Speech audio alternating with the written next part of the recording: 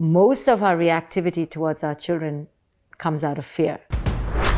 So what is one of the biggest mistakes that you see parents make that is a universal? I think that we operate out of fear. The greatest mistake I believe parents make is that we are fear-based. And if we're really honest with ourselves, if we ask, am I saying this out of abundance? Am I freaking out over my kid right now because I'm just coming out of abundance and I trust and I surrender? Or am I freaking out because I'm terrified my kid will be homeless and I will then feel terrible about myself? And that's the ultimate knock. It's not how bad my kid's life will be, but how bad I'll feel that my kid's life is so bad. So that's why we all want our kids to be happy, because we feel good. But just that goal of wanting your kid to be happy is so utopic and so silly, really.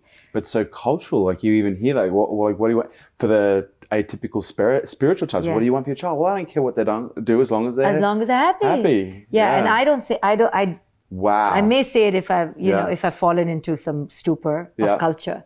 But most typically I won't even use that word because I know that I don't really want that for my kid, because that's impossible to want. I want my kid to live her life, their authentic life. Wow. And if their life happens to be one where they are, being ravaged by storms or tsunamis, or dealing with depression. Well, I'm not going to make her feel like, oh, she's just wasted her whole life. Damn, I failed. Yeah, I failed. Yeah. Your whole life is a cross. Cross it out. Wow. Do we live authentically or do we try to be happy? And I want to be authentic. So if I'm crying all day, like say even today, if I cried all day, I won't look at it as a bad day. I look at it as an intelligently authentic day. I obviously had reason to cry.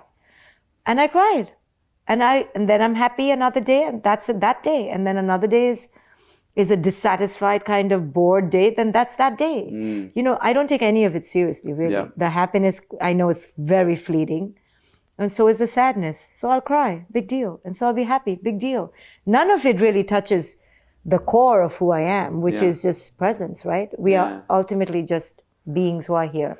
We've put all this pressure on ourselves to be happy, and then to be successful, and then to go to this kind of college, and then to have this kind of job, and look this certain way. And we don't accept ourselves, and we loathe ourselves, really, and then we loathe our lives, and we compare ourselves to other yardsticks, and we are miserable.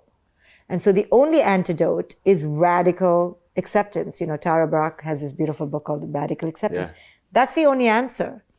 Is radical authenticity, radical acceptance, radical honesty, and radically not giving two F's about anything else.